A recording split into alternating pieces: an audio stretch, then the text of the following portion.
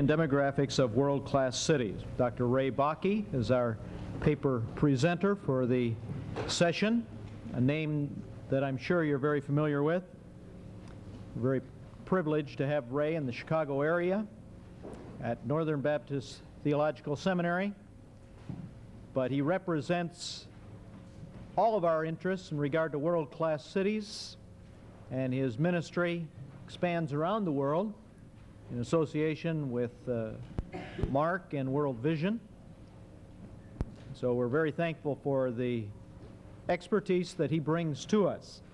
The response period, Dr. James Speer, who is Assistant Professor of Practical Theology at Trinity Evangelical Divinity School, and then also Dr. Alvaro Nieves, who is Associate Professor of Sociology at Wheaton College. So Ray, we welcome you, and the students have passed out addendums to Ray's paper. If you did not get one, we'll make another pass. Let's see.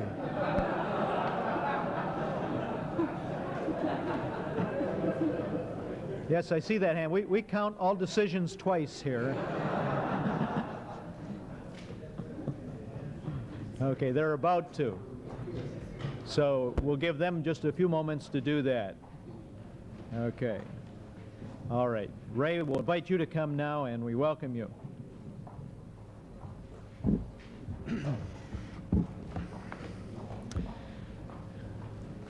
I want to apologize for the fact that you didn't have these in hand, and I'm seeing typos still that is created by the kind of rushing around to produce notes such as this. 30 years ago this year, I entered Moody Bible Institute as a student and enjoyed it immensely, fell in love with Chicago while I was here. When I graduated, I intended to go to Wheaton and had my name on the door there with 2 other students. But I got a call to a church in Seattle and ended up out there for college and university. But I did redeem that reality by coming back and entering and graduating from Trinity. So I have 2 of the 3 legs represented in this consultation. I'm delighted that we are in this kind of forum grappling with this subject. I've changed the focus slightly from sociology to a broader lens. Urbanology is an interdisciplinary science. It uses urban history, geography, cultural anthropology, social psychology, political science, and of course sociology, and other disciplines as well. They all flow like tributaries, and I am not viewing the city in this paper from an exclusively sociological perspective. I'm not a sociologist. Been an urban pastor, seminary professor, missiology, and so on. I'm not going to read the paper. I will make some remarks along the way. As you can see, I'm beginning with assumptions to help me focus the paper. Some I'm calling theological, some sociological. I am not surprised that God is urbanizing his world. I don't think he is surprised. The center of gravity is shifting from an Atlantic to a Pacific perimeter. Every single month, a new Chicago, Greater Chicago, is born on this planet, and 6 of those annual Chicagos born net on this planet will be in Asia.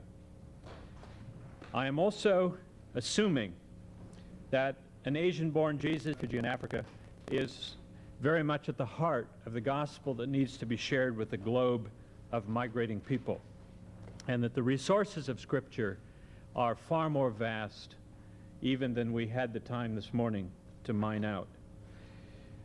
I talk about the 1,200 references that were mentioned this morning. In addition, I found 119 cities listed in the Bible, cities of refuge, all kinds of case studies. Sodom is mentioned 51 times in the Bible, and if you do the case studies, it comes up to literally many times more than the some 1,200 references. We haven't talked about all of the biblical resource persons. Nehemiah's urban development plan and many of the other things are very much part of that data. The biblical picture of a God that Dr. Franklin talked about, the creative motifs, along with the redemptive motifs. I'm feeling the need to integrate these classical Reformed theological traditions. It's the only way we can get our head around the modern industrial city, is to see, in fact, a God who begins in the Bible by creating, concludes the Bible by recreating and centering in resurrection of real bodies, Christ and ours. So that whole materialistic motif in Scripture is not a scandal to me. It's very heart of what a theology that grapples with the urban matrix is about. And if we just go to the upper story kinds of Gnostic theologies that talk about spirits and souls, we will never be able to deal with the holistic nature of the city. Let me jump down to the next one then, about pluralism of methodology. I think that God has always given us an enormous set of tools. The urban pastoral toolkit is vast. I classify 18 different kinds of urban churches, and from the old first or cathedrals to the storefronts, and even in my analysis of Chicago storefronts, I see 5 different kinds of storefronts. And they all reach different kinds of people, and they're organized in different ways. They have a different choreography of worship. And I celebrate that. I celebrate the pluralism of God's church that enables us to reach the pluralistic environment. I see Paul pluralistically, as some of you have already pointed out today. In many ways, Paul could adapt to reach the pluralism of his time. And I think of Michael Green's evangelism in the early church. I think of Banks' Pauline community, the study of the Pauline house churches. I think of many of the urban histories that could be shared, but we don't have time for that make this point. Sociologically, I'm arguing cities are not only places, they're processes. And the implication of this is that suburbs are no longer escape from the city, but rather the extensions of the city. Cities are the engines of cultural change. Cities now are defined often by their roles.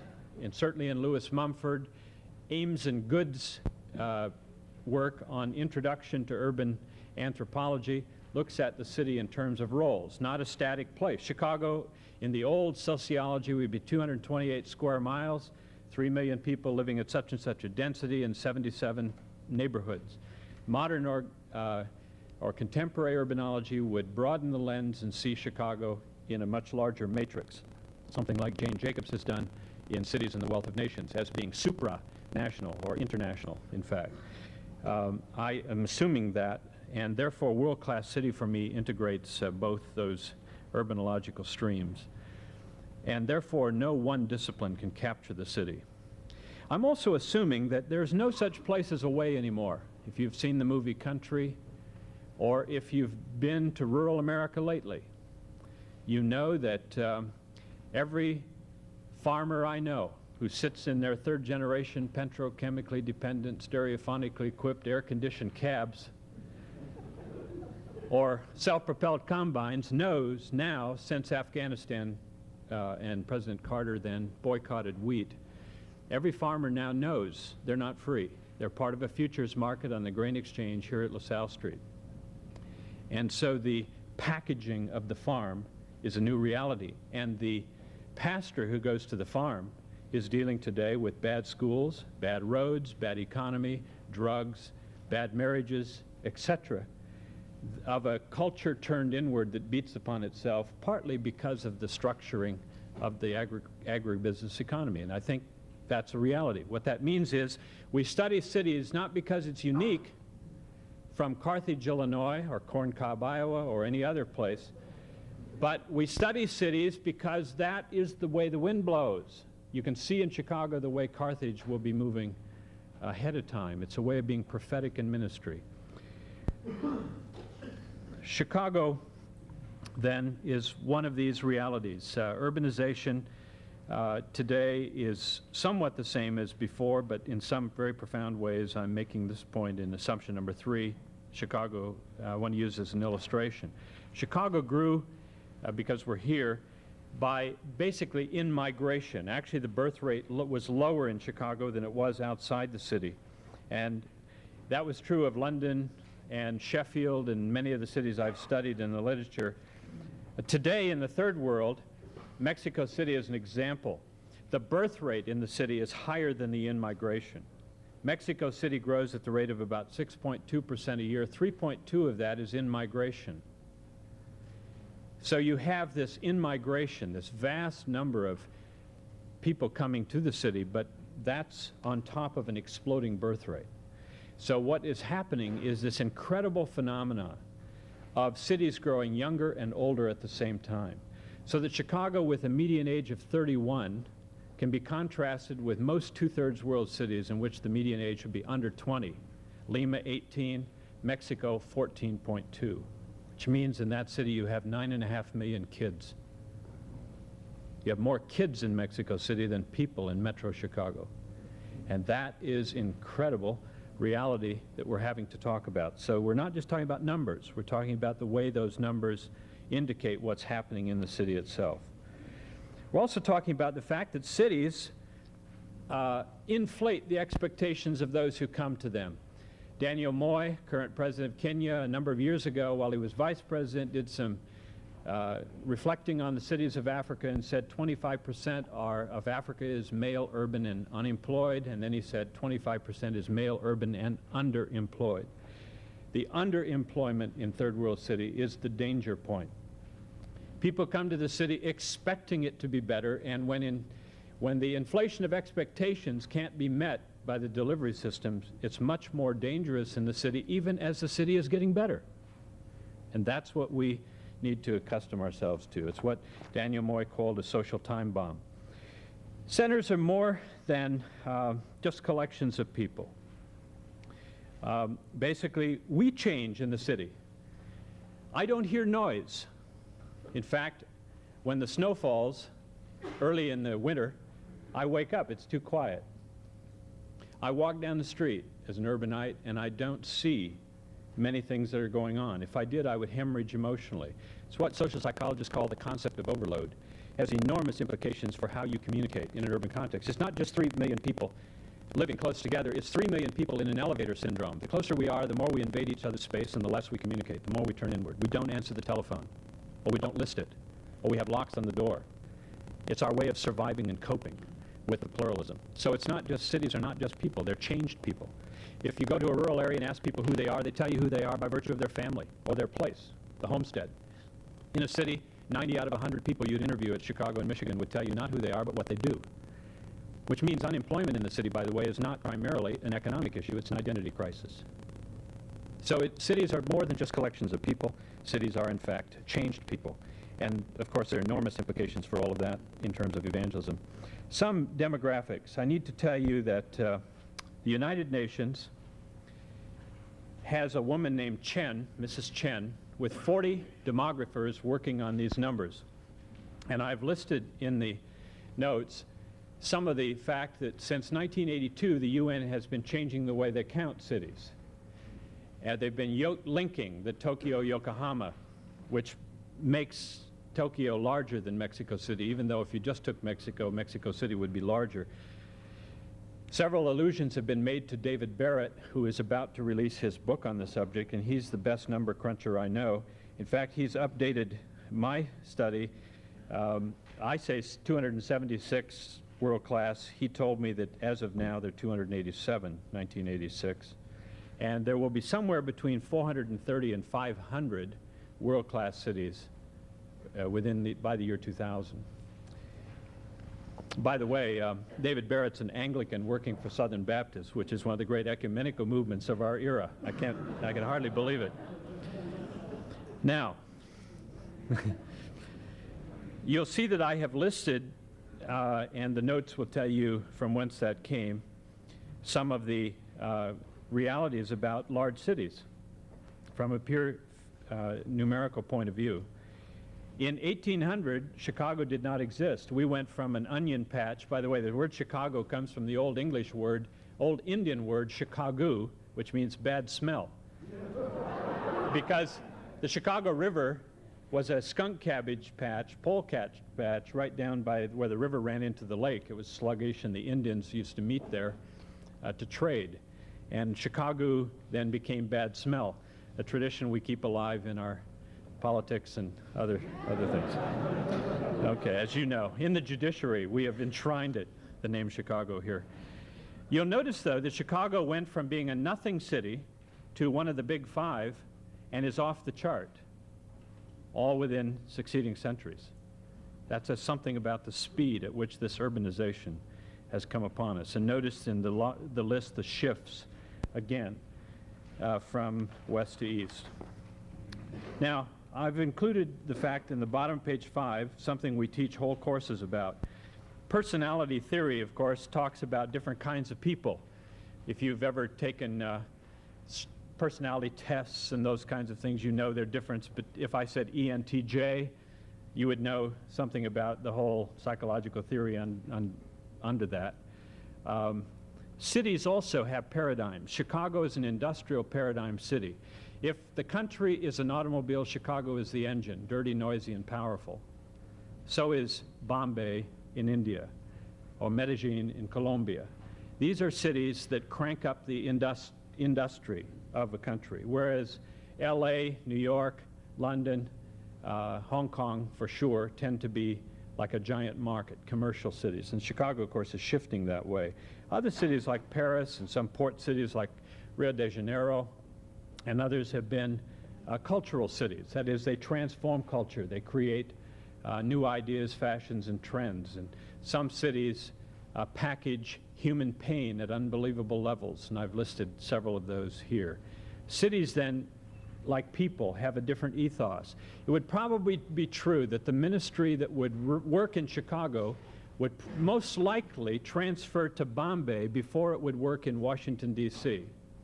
or San Francisco. That is, the paradigm of those cities' personalities would have a lot to do with how you would think about urban ministry. Nobody lives in Washington, D.C. They live at Washington, D.C. while they live somewhere else. And Washington, D.C., Brasilia, New Delhi package power. So they're a different matrix altogether than the blue-collar city of Chicago. And city of Chicago is not one city. It's a lakefront city, WASP, you know that phrase? Wealthy, alienated, separated, and protected. And then the river city, what Michael Novak in Rise of the Unmeltable Ethnics call pigs, Poles, Italians, Greeks, and Slovaks. And so with apologies to Dickens, this is not one city. It's a tale of two cities written into the geography and fabric of the cultures here. And of course, Chicago looked old the day it was new. My friends who come here from Seattle take one look at this city of mine and say, yuck. And I have news for them. It looked old and ugly and dirty the day it was new because the people who built it came from the old cities of Europe, Rhine, Rhone, Po, and Danube rivers, and they built it to look like the places they left, so that like Williamsburg looks like 16th century, 17th century England, so Chicago looks like 19th century Rhine-Ruhr. The politics of this city is Irish, and it's centuries old. And unless you understand that history in Europe or the Germanic architectural tradition of the city, this will be a foreign place to you. So all those things are very important as you look at these kinds of things. And I'm saying, and thesis of my paper is the top of page 6, all of this, what I've said and what I could have said, is a fundamental challenge to mission theory at several levels. First, a structural challenge. Let me give you some realities. I pastored 1959, I began a pastorate in a blue-collar congregation in Seattle. I had graduated from Moody, was moving on to college, assistant pastor, then interim pastor, and went to visit my congregation at Boeing. They were blue-collar people turning the left bolt to the right all day long, making pieces of metal for a B-52 or 707. When Kennedy was elected, Johnson secured contracts for Texas, and huge contracts were taken away from Seattle by government decision 3,000 miles away to shift money to neighbor in Texas, and Houston and NASA grew, and Seattle was unemployed. That's when I began to realize cities aren't just collections of people. They're part of this matrix, interconnected economic reality. And my people who lost their jobs challenged me to see that a city is more than just a collection of people in a place. There's a structural challenge. There are many other ways of addressing it. I've talked about it here as well. Cities, then, are structures. If you take the Kennedy Expressway right out here, out to O'Hare, you notice that you'll go by 7 Polish churches, gigantic cathedrals, marvelous buildings that people would go to Europe to see. If you look carefully, you'll see, when you go by 2 churches side by side up here where there's a bulge in the expressway, one faces east, the other faces west, and therein lies a tale. When the Poles came to Chicago, there was no Poland. After Napoleon in 1815 until 1914, there was no Poland. Russian and Prussian had collapsed on Poland. There was no Poland. Chicago became the largest Polish city in the world and still the second largest Polish city. And when the Polish people came, they built their churches to face west because they had given up on Poland. But in 1895, 1,000 families split off of St. Stanislaus Kostka Church, moved 4 blocks south, just south of Division, and built a Renaissance rather than Romanesque building, which tells you not only were they Polish, but they were upper-class Polish, and they built a church to face east. Why? Because they existed in Chicago to liberate Poland, and in fact, that's what they did. And when Paderewski, the pianist, prime minister during World War I, came to Chicago, he used the tavern halfway between those buildings as the headquarters for Poland in exile. I say all that to say that even the architecture of the churches in the city tells you not only about the cultures they bring here, but the political agendas once they get here.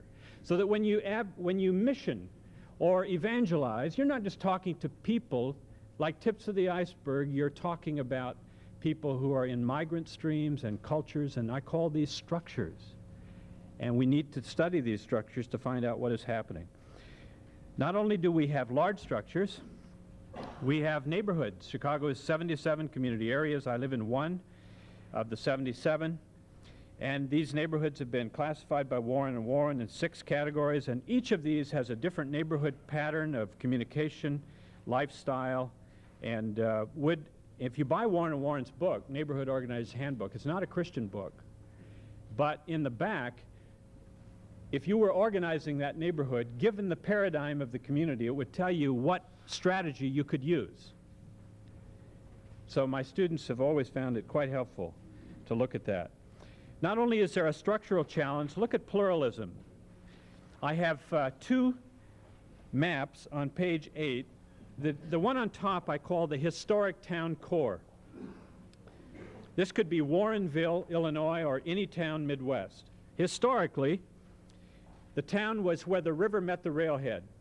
Anytime a river crossed, like Rock Ford is where the railroad crossed the Rock River, forded the Rock River. Then we founded our old First Baptist, First Presbyterian, First Everything churches.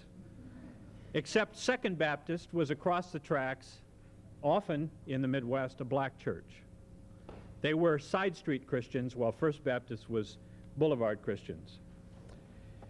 Now, the people there had 3 identities. They had the identity of the we, corporate. They thought of themselves as we, very transcendent theology. Family. They were identified by their historic families, even pews, and they were identified around memory. These were people who backed into the future. Their environments were static. Along came a whole different way of packaging the Warrenvilles and Deerfields and the Wheatons and the Carroll Streams, the Oakbrooks and the Schomburgs. And now we have a new town reality in diagram B. And people in that new town are now on the outskirts larger than the numbers downtown, and they're no longer we, but they are I-oriented people. They're no longer family-oriented, but vocationally oriented, and they're no longer memory or backward people, but people who are actually facing the future and on a fast track to upward mobility. Now, you stop and think about that for a moment, and we haven't even begun to talk about adding black folks or Hispanic or ethnic to this mix. You're talking about major, major personality types and shifts in the small town ecology. All of this pluralism is a threat. I suggested on page 9 that you ought to walk in a jewel store sometime and see how some other institutions are dealing with this urban pluralism. I've done this with students. I give them 30 minutes to go in there and tell me what happened. Jewel Store, of course, our A&P or supermarket, is open 24 hours a day. They have all these different markets that they now serve. They have multilingual checkers, and they actually have more financial services than my bank, convenient for me. By the way, then go over to the local church, and what do you see? Service 11 o'clock in English. And you wonder who is in touch with the community, right? Now, the interesting thing is, around the Jewel Store in my neighborhood, you'll find 43 mom-and-pop stores. In fact, even as Jewel was pluralizing and getting a bigger attendance, we had suddenly more mom-and-pop meat stores, poultry stores, little specialty stores where you could get credit and where you could be a person. Interesting.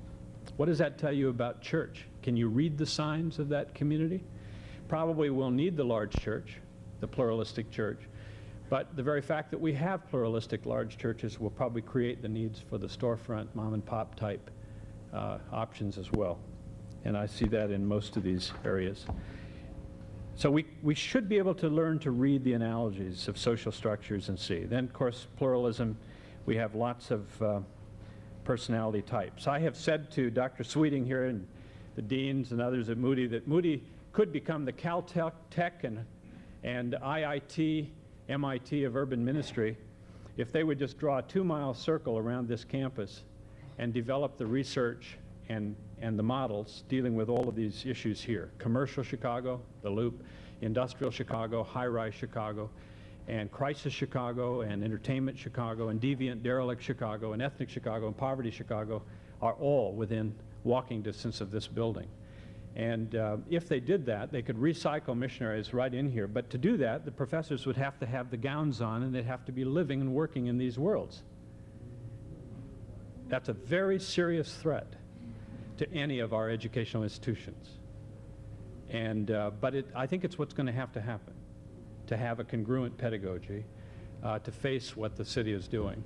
We cannot just sit outside in our suburb and package what we got in seminary somewhere else, and then send people out to the cities of the world to repackage it. We need to create the lab. So I think Moody has, in their second century, an even more significant possibility option than they had in the first century, and I celebrate my own relationships here over that. Cities are a challenge then in many ways, and one of the ways it's a challenge is racially. Chicago is 40% white, metro Chicago, and 40% black. The rest is a polyglot. I live in a 1-mile square. I've been there 21 years.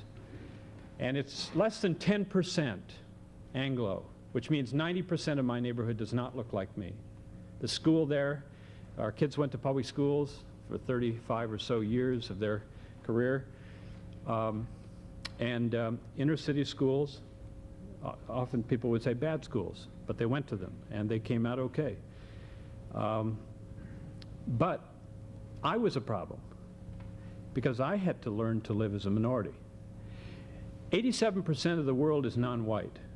That is, in the next 7 seconds or so, 100 babies will be born, and only 13 will be white like me, 49 yellow, and the rest black and brown. Where in the world can you educate your kids into that reality, if not in a city like Chicago? And so knowing that, we made the decision to live here and invest our kids here. And if you're pastoring a church, you can't live away from your people, and you can't overly protect your kids. So we made those decisions, and those are important challenges. They're threats to many missionary and evangelistic types, believe me. Leadership challenge. We've created Bible schools in many cases while our lay people are getting MBAs and medical degrees. I think we're going to need some new educational models of ministry. You can never know too much to be an urban pastor. I decided when I counted the cultures in my neighborhood, we have 60 nations in my neighborhood. There are only 223 in the world. There's 60 nations in my neighborhood. What that meant is I decided I had to learn a culture a year just to be a pastor in my community. And the first culture I studied was Appalachian. Bought a suitcase full of books on hillbilly life and culture, and then each year picked up Mexican, Polish, Puerto Rican, black, etc. And even black discovered, there was coal culture black and cotton culture black and Delta culture black and Caribbean black and all, of course, the international black. So you'll never get too much education to pastor people. And I was doing this when I had deacons with third-grade education. So that led me to people like Moses. I sat in Dr. Kaiser's class. He was my advisor. I learned all truth and heresy from him. But actually, those were good years. Let me tell you something about Trinity. The most practical courses there were the biblical and historical courses. And the most impractical courses there, Paul Little accepted, I think, was the so-called practical courses. And you know why? And it had nothing to do with the people who were teaching it. The biblical courses taught me how to think biblically. While Kaiser was talking about J and E and D and P and other great writers of Scripture, I was sitting there saying, well, now what about Moses? This multicultural academic giant of whom Stephen says he was learned in all the wisdom of Egyptians, pharaonic culture, and had 40 years of graduate school in the desert studying sheep culture and public health and primitive communities. And then how he integrated his life and led a group of mud and brick makers out of the slums of Egypt into the worst neighborhood in the Middle East and built a culture for them. And I was sitting in my Pentateuch class thinking thoughts like that 21 years ago. And then exile, as I began to learn that knock the temple down and Israel had to invent the synagogue, rediscover the doctrine of angels in diaspora, go to Alexandria and they had to think about whether God could speak Koine Greek. They knew he could speak Hebrew, but the exile gave birth to the infrastructure of pluralism of the New Testament, which helped get the church ready to go out into the Roman world. And then I was led into the historical studies to see how the church crossed cultures, how people like Ulfilas, even though he was a heretic Arian, nevertheless was struggling. He decided, as some of you know, not to translate the Book of Kings into his culture because they were warlike, and he couldn't handle that canonical question. So he made a missiological decision not to translate Kings. Now, it was when I studied things like that that I got into the stuff of urban ministry. I'm a Scandinavian, and I have lectured at Bethel, a Swedish Mecca up north, called 1,000 Years to Make a Swedish Baptist. Starting with Ansgar in 834, cultural Roman Catholics came across to us violent Vikings, and then the Lutherans, and finally the Pietists, and finally in 1848, a group of 8 of us were baptized, my fathers, 1,014 years after Ansgar. Now, how did those people convert and work in the violent context of the Ukraine and Scandinavia?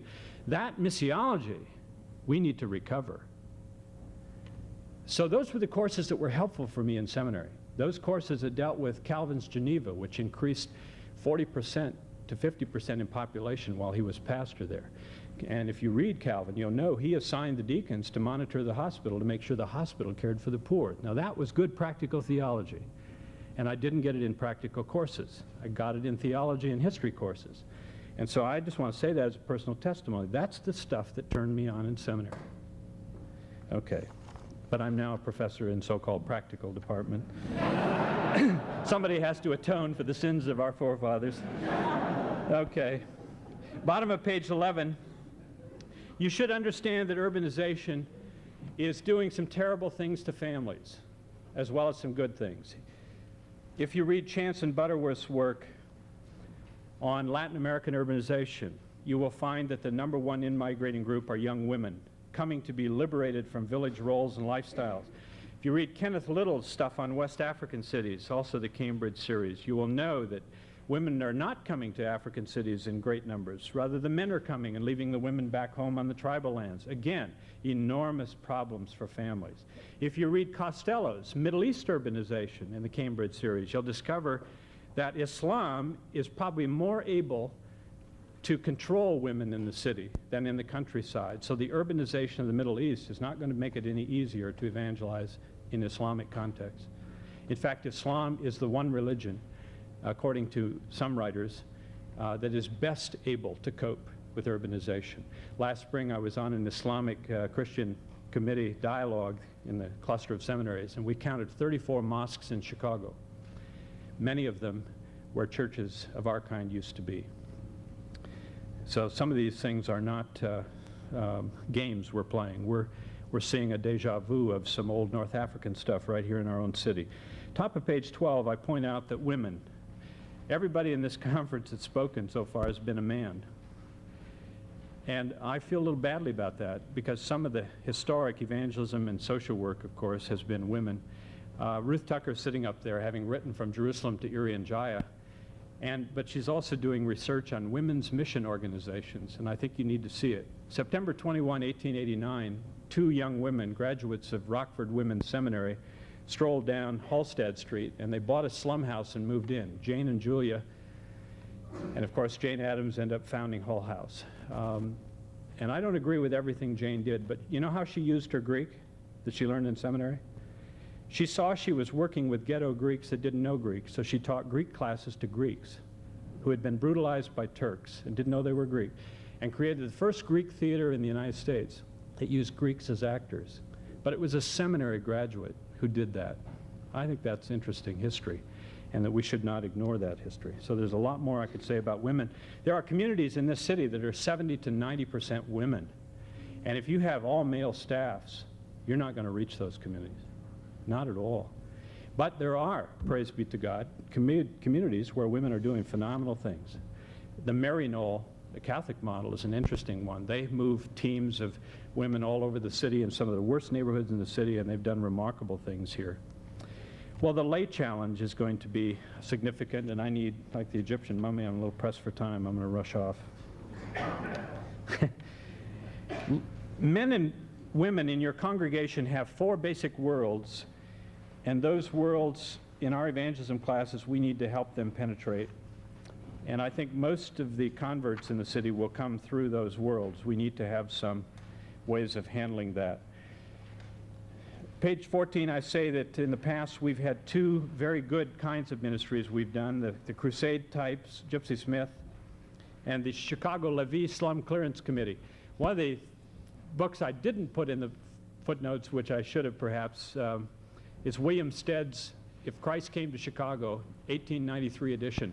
Look in the, it describes Gypsy Smith's work in slum clearance in Chicago as an evangelist, and all the evangelicals were working with him. And in the appendix of that 1893 edition is the executive committee of the Slum Clearance Committee for the city of Chicago, chaired by a Unitarian. Look down about 3/4 away in the list, and guess who you'll find? R.A. Torrey, president, Moody Bible Institute, on Chicago's Slum Clearance Committee in 1893. We ignore that history at our peril. I think we've been there before. We need to recover that. We're falling into franchise types. You know, we'll have the McDonald's Baptist next to the Red Roof Methodists, and I'm arguing rather facetiously that's not the way to do it. I want to get to my last point here in this section, and that is most of us went to seminary or Bible school basically to learn to design ministry in our own image, but we are the minority. Once we find the unreached people in the city, we are going to have to ask a different question, and that is, what would the ministry have to look like for that group to be reached? We will have to become the cross-cultural people, and we haven't been ready.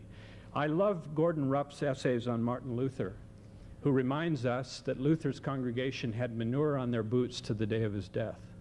Or in another place, in 1524, when he had translated the German Bible, he used to walk in the ghetto or the market and listen to the peasants use the syntax. He wanted the German Bible to speak to those people. Now that is empathy with the kinds of sensitivities I hope we'll have as we move into these cultures. Now finally, I have been senior associate for the Lausanne Committee for Large Cities since 1980 as a volunteer, and have gone to about 100 cities.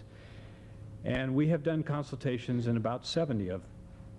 In every city, Cairo, Belgrade, Mexico City, Singapore, many of them, with church leaders, mission leaders, seminary people, I finally say, if you could make a wish list of unreached groups, what would it look like? And they make that list. They get out in the city and do research, come back and say, these are the reached and these are the unreached. Then I say, what new strategies would you have to invent to reach them? And we make another list. Then I say, now go back to small groups and come back and tell me, what will it take What are the barriers that you will have to overcome to do what you say you will need to do to reach that city? And this is what blows my mind. Someday I'll write it up and share it with you all, but let me share it now. At least 70 to 80% of the barriers these people identify that says they're not going to get their city evangelized are internal to the life and structures of the church, the politics of the church, the rural mentality of the mission leaders and pastors, the Ralph Naber phrase, the "we never did it that way before, 7 last words of the church" syndrome. All of those things combined are the reasons. It's not the big bad city itself. It's in fact all the stuff we put in the way to keep us from doing the work. That keeps me awake at night. That is really a surprise. After I'd done all this research, I armed myself to the teeth to go out there and show them how to do it, and found out Paul Little had one point he didn't tell me. He said, they'll evangelize if they just get enough motivation and information.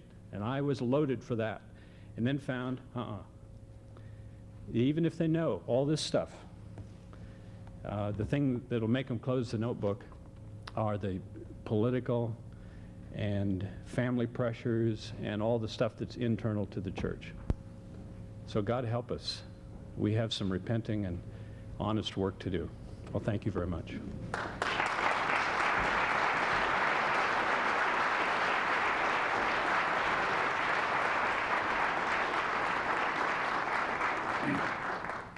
Thank you, Ray. It's nice to be back with Ray and see a number of other friends after a period of being gone from Chicago, a hiatus in Brooklyn and New Jersey. It's good to be back this afternoon here. In his typically helpful way, Ray Bakke has given us a useful set of terms for handling what is a subject of considerable difficulty and complexity. After affirming the priority of several theological assumptions, Ray proceeds to spell out various sociological and demographic realities, directing our attention to what may be described as nothing less than the urbanization of the earth. Ray fruitfully distinguishes between the finite process of urbanization, which we usually associate with the physical concentration of people in relatively dense agglomerations, as in the 25 major megapoli he has listed in his paper, and urbanism which is less a place than a way of life, and which is by no means confined to city boundaries. As a finite process, the urban place can be fruitfully divided even further into central cities, suburbs, and exurbs, the latter of which refers to those newly urbanizing portions of the metropolis. It is important to note that around the world there is considerable variety in how these different segments of the city may be characterized socioeconomically. In the U.S., with some notable exceptions, per capita income and housing values tend to rise the further one goes out from the core to the periphery of the city, whereas in many world-class cities the order is simply reversed. The confusion of these terms with socioeconomic connotation leads to a misinterpretation, for example, of the relationship between population density and quality of living environment, or to such absurdities as I once heard when someone wrongly said that Roosevelt, Long Island, was going urban when in fact it was just going black. When we think of urbanism or urban culture, we usually have in mind the broader phenomenon of modernization, with its primary carriers, technological production and bureaucracy, and the secondary carriers, urbanization, the finite process, and the modern institutions of education and mass media. In this sense, the farmers in Iowa, the ranchers in Wyoming, along with the Colombian coffee plantation worker and the part-time factory worker farmer in Japan, are all caught up in urban culture, complete with all of its uncertainties and its fragile interdependencies. In the face of these realities, Ray sets forth 6 major items which, in his judgment, constitute a fundamental challenge to conventional mission theory and practice. First, the structural challenge. Here, our attention is drawn to the city not simply as a place containing people, but as a social environment which structures people and packages reality. Its economic, political, and social dimensions, furthermore, have moral and ethical significance which raise fundamental issues of justice and righteousness that the church ignores only at the risk of its own integrity. Secondly, the challenge of pluralism. This challenge points to the subworlds of reality which constitute the actual living, breathing population of any urban place, to which we must be sensitive in the planting and development of churches. Just as, in general, we have come to realize the need to contextualize the gospel in cross-cultural settings, so we need to be sensitive to the multicultural reality of the city and adapt accordingly in our fellowship expectations, our patterns of church organization, and our strategies for outreach and evangelism. Thirdly, the leadership challenge. Ray poses the question, what happens when the village parsons and evangelists confront the urban challenge? Noting the time and cost required for in-migrating personnel from sending agencies to adjust to the city environment and to differentiate between what is gospel and what is culture, he calls our attention to the need for adequate preparation and urges us not to ignore the body of migration scholarship that is readily available. In addition, while there will always be a need for every gifted and skilled evangelist in the urban situation, in view of the new leadership the Lord is raising up, the realities of the situation may now mean, and I quote, that the best stewardship of our resources is in servant roles rather than in upfront leadership and decision-making. Fourthly, the geographical challenge. With the growing international character of world-class cities, the typical distinction between home and foreign mission is increasingly anachronistic, a fact which challenges the traditional structure of both missions and denominational organizations, which tend jealously to guard their respective turfs. Ray urges that we adopt strategies of evangelistic partnership that work at both ends of the migrant streams. We have in the Evangelical Free Church a pastor of one of our Spanish congregations in Chicago who is from our Maracaibo Free Church in Venezuela and a product of our own mission efforts to Venezuela. I think that has something to do with what Ray's talking about. In New York City, the Southern Baptists, who in 1952 had no churches and now have nearly 120 in the New York City area, have just been the recipients as well of a mission from Brazil to begin work among Brazilians in New York City. So both ends of the migrant stream need to be the attention of our mission strategies. The lay challenge, fifthly, this is a challenge to the come structure of missions and evangelistic organization, which has tended not only to be event and task-oriented, but highly professionalized and paternalistic as well. Since most people tend to define themselves in terms of natural patterns of community, family, neighborhood, work, or play, the need is for a go-structured evangelism which is lay-centered and where the gospel is woven into the fabric of daily life. Finally, the challenge of internal barriers. Ray draws our attention to the barriers to effective mission that exist within our very own organizational structures: denominational politics, egotistical competition, roadblocks at the level of congregation, mission agency, or seminary, anti-urban bias, and various spiritual deficiencies which result in a lack of prayer and a failure to produce a convincing ethics. I, for one, am grateful for this overview and find myself in considerable agreement with the assumptions it contains and the challenges it lays forth. I would like to note a couple of exceptions in my own response to Ray's theological assumptions, and then point out, in addition, some of the tensions which I see both within the challenges he has raised and, even more importantly, between them. First, I am not convinced, and I have never been convinced, that there is an easy equation between the urban world we find described in the Bible and urbanization as we know it today. There is a point at which qualitative differences emerge which alter both structure and consciousness and must consequently affect the nature of our interpretation. Witness the attention drawn this morning to the hermeneutical task of interpreting modern urban culture. I do not deny that there are biblical theological principles given in the context of both Hebrew culture and in the cosmopolitan culture of the Greco-Roman world that are not only relevant but normative for our present understanding and approach to the modern urban world. But to imply an easy equation is to minimize vast structural differences which result, among other things, in our tendency to ignore the structural challenge altogether. Secondly, my own assessment of the phenomenon of urbanization is apparently more equivocal than Ray's. While I could not agree more when he says flatly we cannot escape world urbanization, his opening theological assumption that our Lord God is urbanizing his world seems to imply a more favorable attitude toward the entire process than I am personally comfortable with.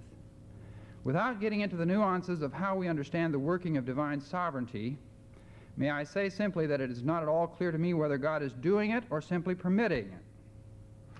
That God is working in the midst of the urbanizing process, I have no doubt.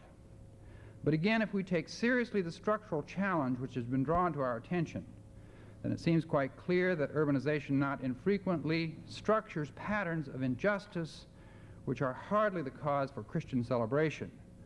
Put simply, the glories of the city are well rivaled and at times surpassed by its capacity for oppression.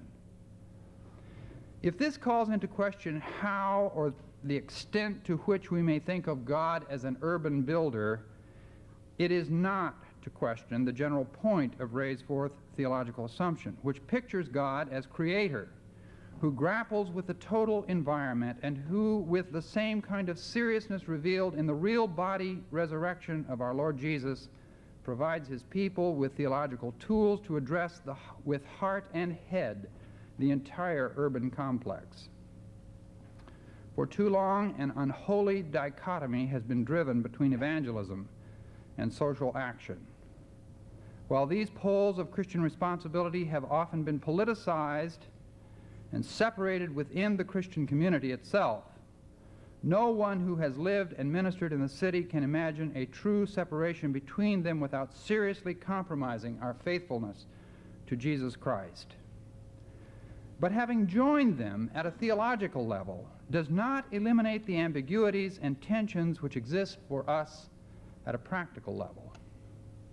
We recognize, for example, that there is a vast difference between changing the system and working the system, even though both involve taking the structural challenge very seriously. The former is rooted in the belief that Christianity favors certain socioeconomic systems over others, and it leads Christians on the right and on the left to work toward the end of establishing or opposing given systems accordingly. Working the system can range all the way from church-sponsored efforts to administer government-financed housing projects to simply helping people negotiate the urban environment and its agencies in the area of education, welfare, health, or legal issues. These are very different ways of taking the structural challenge seriously, and Christian people will, in good conscience, have different judgments about what to emphasize and when. And then there's the political question, which refers to the slate of actors who occupy the positions of power in a given society. Who can fail to appreciate the decisive and peaceful role that the Roman Catholic Church played in the recent political revolution in the Philippines? While political questions reflect yet another way in which the structural challenge can be taken seriously, let us recognize that there are honest differences of judgment about when and where the Church ought to seek to influence political decisions, a fact which calls for great wisdom and places an extremely high demand on the Church's deliberative capacities. Let us acknowledge further the tensions which exist between the structural challenge and the other challenges Ray has outlined, the latter of which encompass more directly the call to evangelize. The challenge of pluralism leads us to treat with integrity the subgroups which constitute the urban world. It involves an element of accommodation, a willingness to be all things to all people that we may by all means save some. The relativities involved in that accommodation, however, will at times seriously conflict with the normative demands of justice and righteousness embodied in the structural challenge. Let us not permit the sensitivity which leads us to treat the various subgroups with integrity naively blind us to the serious power differential that exists between them. In our desire to be faithful to the call to justice and righteousness, we will sometimes get caught in the opposition involved in that power differential. This we must be willing to do out of a spirit of obedience, even at the occasional expense of successful evangelism. There is also a significant tension between the first two challenges and the ones which follow. The first two challenges call for a high degree of sophistication and the capacity for macro-ethical response on the one hand, and the ability to develop strategies to penetrate cultural subgroups on the other. That is, the structural challenge, which calls for a kind of macro-ethical response, and the capacity to read culture and penetrate the sub-worlds of reality, both demand a high degree of sophistication. I might add, with regard to the question of macro-ethical response, that the same kind of emotional overload occurs to us in our capacity for ethical response to urban systems, to worldwide problems. We, for example, are benefiting from a fall in gas prices, and Mexico hovers on the brink of bankruptcy. Well, who can think about such things ethically? What is our responsibility? And we become like those people George Simmel described. He said, if we respond to everyone we encounter in a larger urban place the same way we do in a small village, we would, he said, fall into an unthinkable mental state because we do not have the capacity to respond. Now, ethically, the same kind of thing happens to us, ethically and morally. We simply begin to have overload and we say, that's too big an issue. We can't think about that. So the kind of energy and sophistication it takes for macroethical response as well as for reading cultures both require an expertise that will produce elites who will have difficulty taking the background role called for in the leadership challenge and the challenge to lay involvement. Honestly facing the challenge to evangelize world-class cities involves a willingness to live with these inescapable tensions. It will require a collaborative effort among all who share the burden, a multi-level deliberative response, and a willingness to act decisively at the proper moment. Along with the cold realism with which we must face this challenge, we need to be empowered by the warming and energizing Spirit of God. We are not capable in ourselves to respond to the challenges which lie before us, nor to sustain the effort it will require. We are instead dependent upon a creative God who gives life to the dead and gloriously brings into being those things which do not presently exist. When I'm in a panel or a group in which there are more than one speaker, I feel sometimes that that leaves the person who speaks last something in the dilemma of Tolstoy hired by Reader's Digest to reduce all of his works to 16 pages in large print.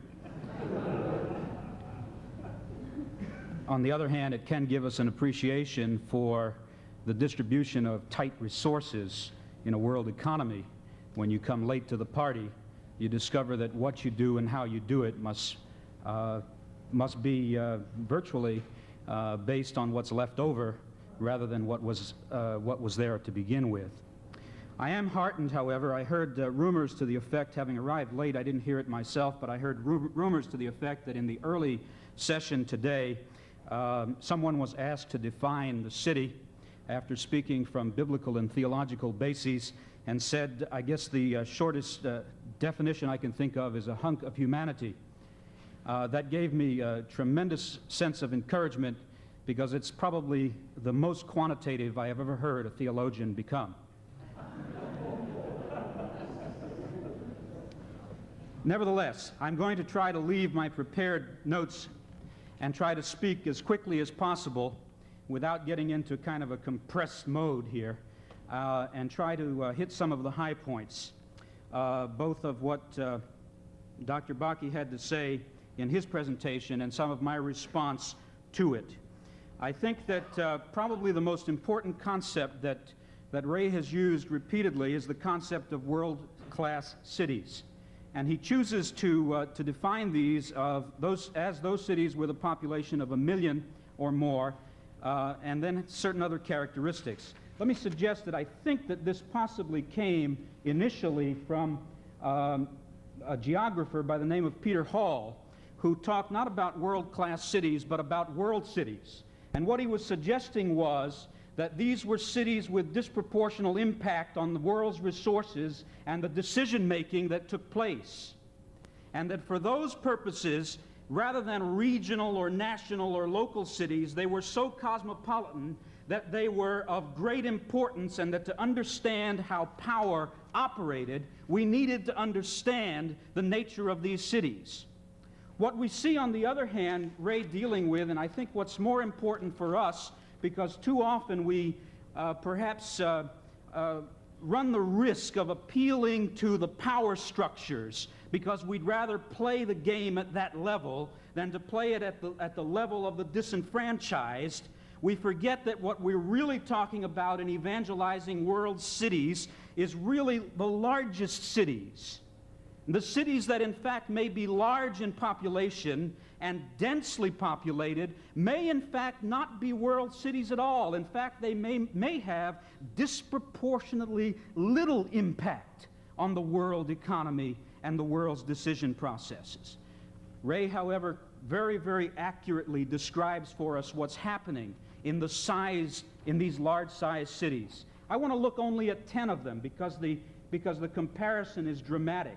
And if we look at the 10 largest urban concentrations, one of the things that we discover is that in 1980, the breakdown in those cities gives us, those of us in North America and then in Europe, some play in that sphere.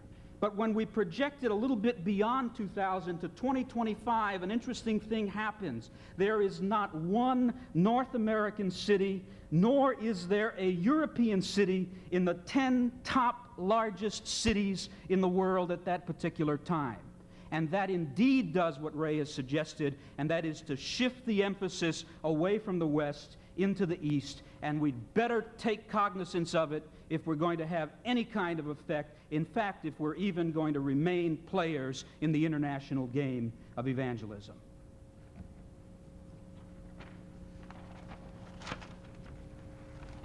When we look at cities, and I don't pretend to be a specialist in the world because my area of expertise has dealt largely with cities here in our own United States of North America. And I think very often when we say the U.S. or we say the USA or we talk about America, we ignore a whole lot of countries that use the same kind of designation. And we need to recognize that it's the United States of North America, not Mexico, and not a number of other countries, but we don't own that term, in spite of the fact that we think we do. But when we look at urban cities and urban centers in the United States, one of the things that we discover very quickly is that we come into contact with an urban underclass.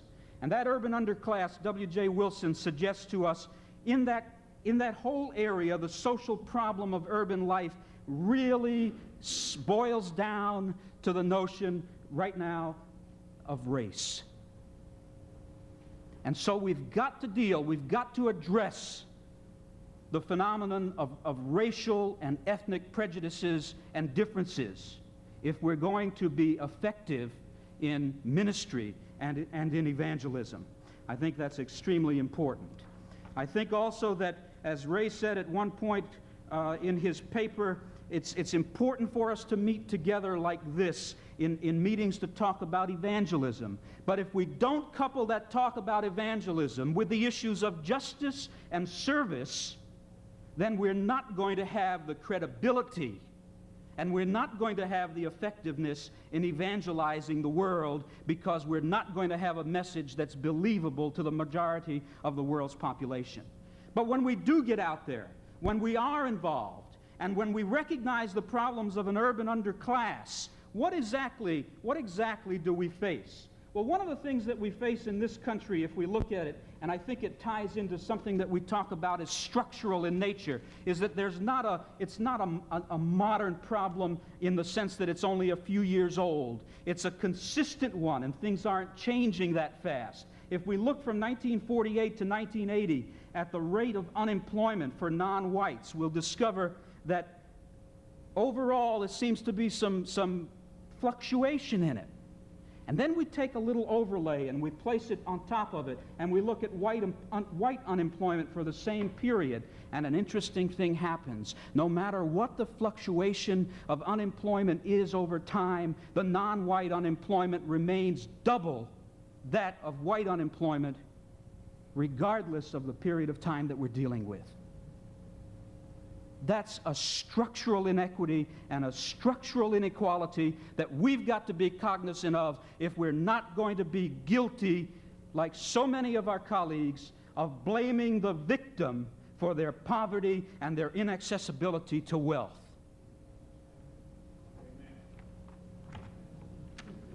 Now, along with that goes a couple of other things, and I'm moving as speedily as I can, and that is things that have implications for our ministry and for evangelism. In the United States, the increase in women-headed household during the decade of the 70s alone was over 70% for blacks and Hispanics, compared to a 40% rate of increase for whites.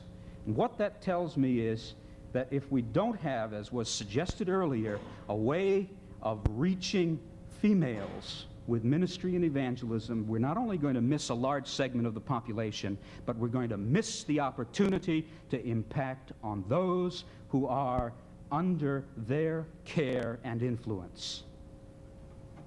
Now, how do we go about using demographics in a way that helps us to understand and to develop strategies and policy implications? What are they? Well, let's look, for example, at a very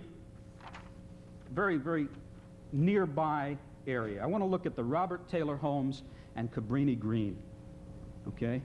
And an interesting thing happens when we look at those statistics.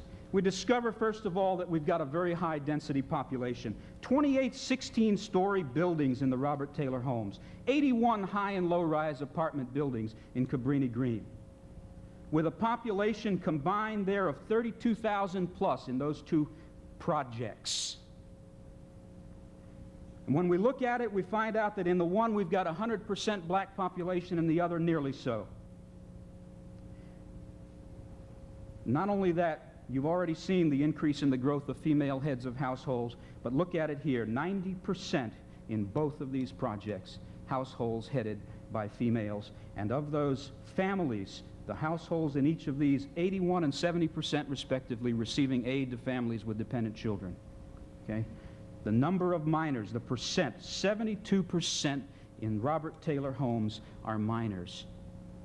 How many churches have the kind of effective youth programs that can go in and minister to youth? You don't have to go to Mexico City to have a median age that is in fact incredibly low, because we can look at the age structure in relation to ethnicity in the United States alone and discover a very, very interesting phenomenon. And that is that if you look at the population under 15 years of age for the U.S. as a whole, you're under 20 of the total, okay? You look at that population under 15 years of age, and you discover that for whites, very little difference from the national percentage. But when you look at blacks and Hispanics, that's increasing. And this chart doesn't really communicate the rate of growth, the rate of increase. If we lay population pyramids, overlay them, white population pyramids with Hispanic population pyramids, one of the things that we discover is that where the white pyramid is skinny, the Hispanic population pyramid tends to be rather fat. What that tells me is that a few years down the road, we're going to have an economy that in fact is dependent on a productive element of the population that is not productive today. And if we don't do something to change and make that element of the population that is not productive today productive in the future, we are in fact, I believe, sealing our own doom. Because in a period of rising expectations, the inability of people to do, as Tom Sine describes in one of his books, get their piece of the pie, we are in fact in a very, very dangerous situation. Societally, politically, economically, and within the confines of our own churches. If we are going to, in fact, have a reason to exist into the 21st century, one of the things that I believe that we must do is to learn to minister to minorities here in the United States of North America. If we can learn to minister to minorities here, then we may have something relevant to offer to the parent populations overseas. Thank you.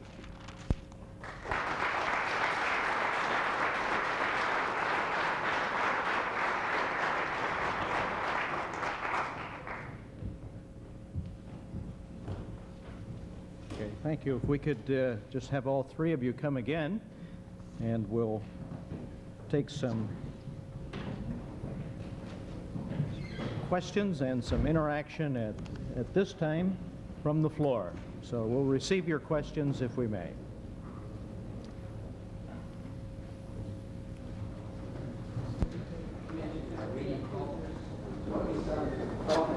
We can look at and do research on the people and how you thought you mentioned that political agents, possible communication networks, these are fine. What are some components that would make help us to read the culture of people?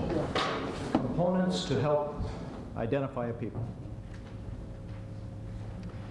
There is a book called How to Read a City, which I didn't put in the bibliography, which is published here in Chicago, actually, by the University of Chicago Press.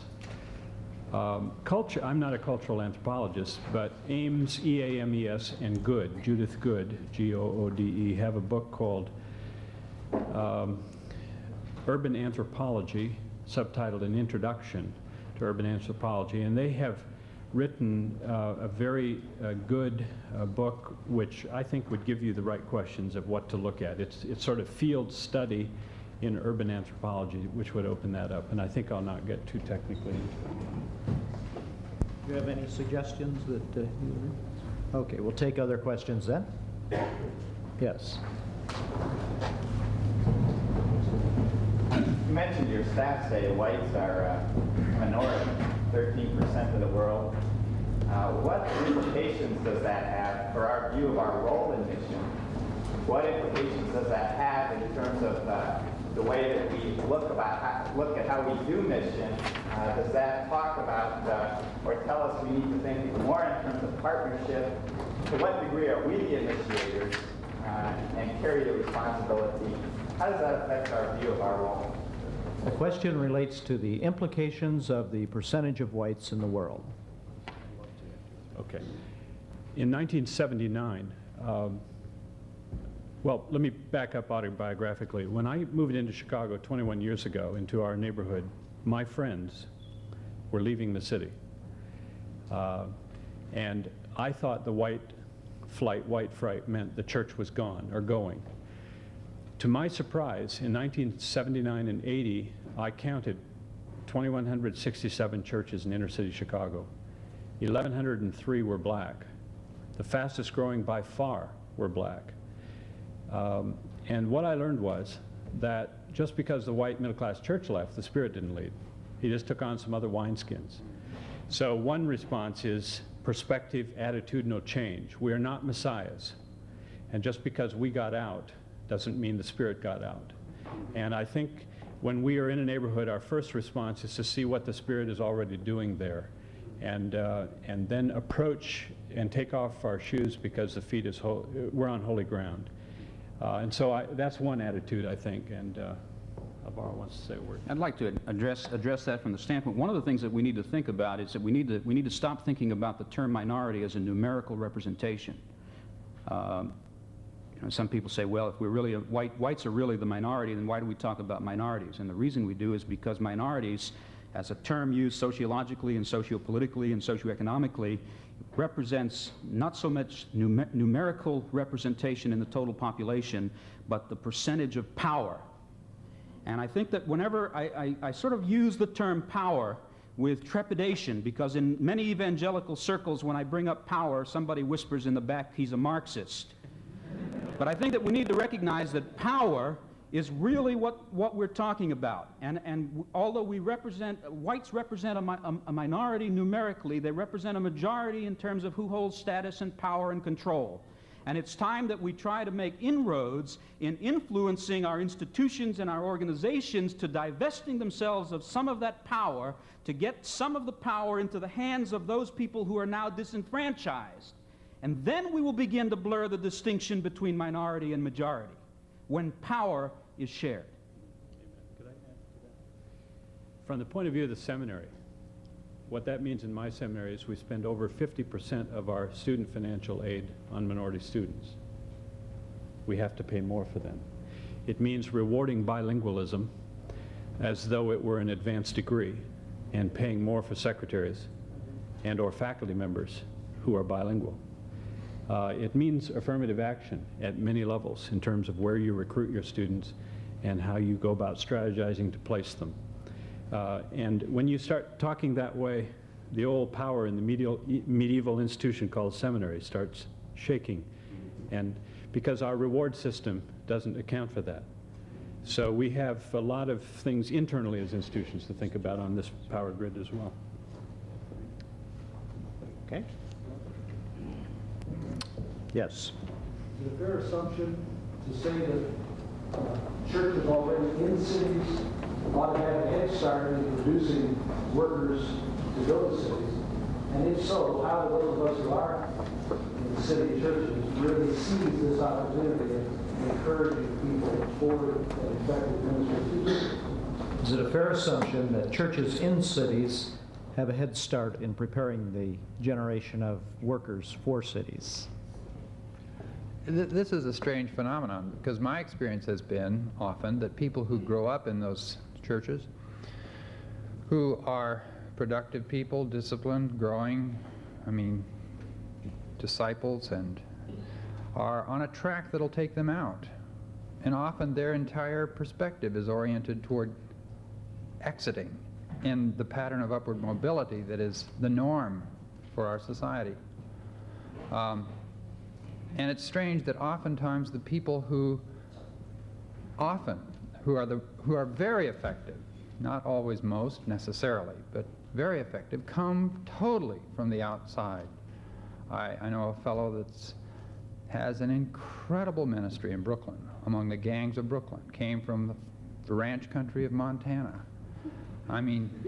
He is just as non-urban as you could be, and I have never met a more effective person in all the sensitivities and contextualized perspective. So it's not necessarily the case that people who, because often our churches, you see, embody the norms of the culture in such a way that it just moves people right out of those situations where they might otherwise be able to have a very significant ministry. I want to respond to that also, because I had a very interesting experience growing up in New York City as a Puerto Rican kid. And I got hooked up with a white evangelical church, for which I'm eternally grateful, because it resulted in my finding Christ as Savior. And I wouldn't downplay that at all. But I also found American culture. And it took probably 25 or 30 years to work through to the point I am now, where I realized what was happening. What I had accepted for a good part of that time was an American Christ. You see, the Puerto Rican culture, the Spanish language, the notion of neighborhood and family, all of these were denigrated in that evangelical church. Not openly, it didn't have to be openly, but what was modeled What was modeled was the American success ethic. And I bought into that. And I did fairly well at it for a Puerto Rican kid from the barrio. Okay? Until I finally came around to realizing, wait a minute, there's more here than meets the eye. And I think what we really need to be careful if we're going to be talking about these changes in attitudes that I hear talking is that what are we doing to the people that we're evangelizing? Are we selling them a Christ in a, in a three-piece suit with Gucci shoes? Or are we selling them the historical Jesus, the mystical Jesus, the saving Jesus, and affirming them in their own culture and their own life, their own style, their own families? Because if we're failing to do that, then I think that we are perpetrating a very great evil. All right, one more. Yes. I have been the city minister for 4 years, and I haven't heard anything from any of these papers that I can relate to what I consider the survival mentality of inner city churches. And I'm wondering what part of Dr. Bakke's area he would put the survival mentality that I came up here from Dallas, and there's no survival mentality in Dallas. Believe me, I hit it when I came to Chicago. And so I'd like for him to explain that to us. The question relates to the survival mentality in the city. Incidentally, we do have a workshop coming up in regard to survivors. You might pick up on that one. Some of you are probably wondering if you're going to survive, too, by this time of the afternoon, but these are good questions. We want to take a little bit of time here. Well, that might be an invitation to make a plug. He's not a plant. I did just publish a book called The Expanded Mission of Old First Churches with a black sociologist. The Judson Press just released this month, basically working on that issue. What we did was take 650 Baptist Old Firsts around the country and found most of them were survivors. And so what we've tried to do in that book is set out some ways to recapture the original vision in the light of a new context. That kind of ministry is not a science, it's an art form, literally unwrapping what would be the equivalent today of the disciples in the little boat when they finally woke Jesus. What did they expect him to do? Grab a bailing can? He stopped the storm. And many of our urban leaders are caught in that, and they do need help. We have a church, we have a course in our seminaries here called, Seminary Consortium, called Urban Church Transitions, where we interview pastors every week in their context. Pastors that made it and didn't make it. And we ask questions like, was it a theological reality that enabled some to go through the transition? Was it denominational support system that helped one group that didn't help another group? Was it the way the lay people were prepared that helped one group and didn't help another group? The skills of the person. And what we find is there's no one pattern. All of these things are true.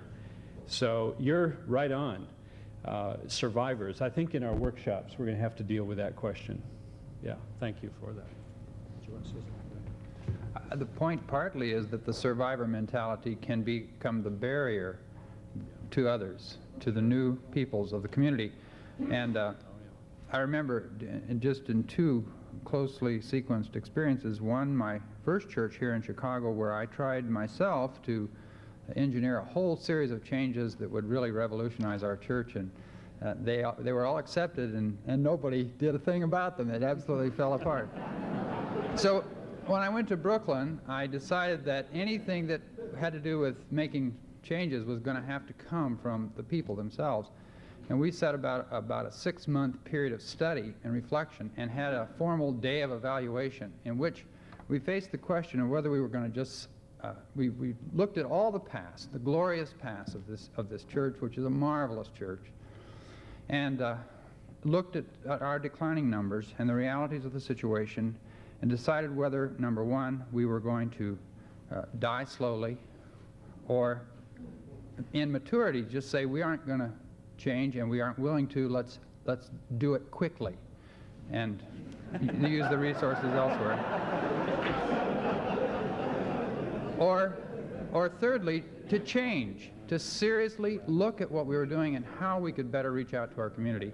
And out of that period of study, which was led really by people within the church, and I just was sort of there helping and coaching and at moments stepping in, but minimally involved, out of it came a whole series of changes that really totally opened up our relationship to the community again. And I think that sort of straightforward, honest looking in a mature way where a group of people are doing study.